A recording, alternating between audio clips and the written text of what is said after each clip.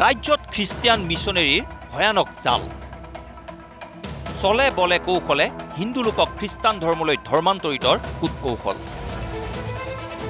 মেৰাপানীৰ অসম নাগালেণ্ড সীমান্তত মিছনেৰীয়ে পেলাইছে এই জাল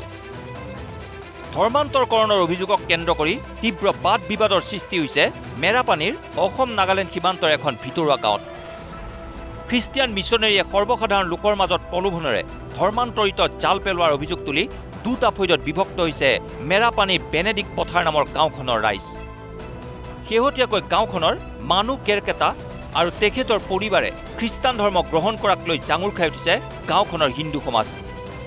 গাঁওবাসীয়ে কৰা গুৰুতৰ অভিযোগ মানুহ কেৰকেটাৰ অসুখ ভাল কৰাৰ অজুহাতত কৌশলেৰে খ্ৰীষ্টান ধৰ্মলৈ দীক্ষিত কৰে 6জনকৈ লোকে পৰিস্থিতি এনে পৰ্যায় পাইছেগৈ যে মানুহ কেৰকেটা আৰু তেখেতৰ পত্নীক এই জালৰ পৰা মুক্তি দিবলৈ আৰক্ষীৰ কাষ চাপিছে মানুহ কেৰকেটাৰ পুত্ৰ কেনেকৈ হ'ল এইটো মই নাজানো মই বেংগলোৰত আছিলোঁ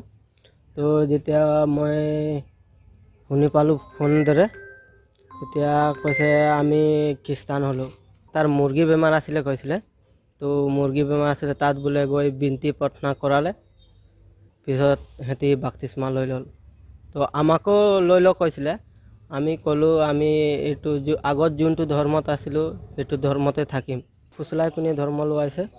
ইতিমধ্যে এই সন্দৰ্ভত ৰাইজে এখন ৰাজহুৱা সভা অনুষ্ঠিত কৰি পৰিয়ালটোক জবাবদিহি কৰাৰ লগতে খ্ৰীষ্টিয়ান মিছনেৰীয়ে সৰ্বসাধাৰণ লোকৰ মাজত বেমাৰ আজাৰ ভাল কৰা টকা পইচাৰ প্ৰলোভনেৰে ধৰ্মান্তৰকৰণৰ জাল পেলোৱাত ক্ষোভ প্ৰকাশ কৰে যোনে নেকি এই ধৰ্মটো লোৱাইছে মানে তেখেতক যি নেকি আইন আছে আইনমতে মানে কঠোৰ ব্যৱস্থা ল'ব লাগে এই ধৰ্মক যি নেকি খ্ৰীষ্টান ধৰ্মলৈ দেখাই দিছে যে ঝাৰ ফুক কৰিলে ভাল হৈ যায়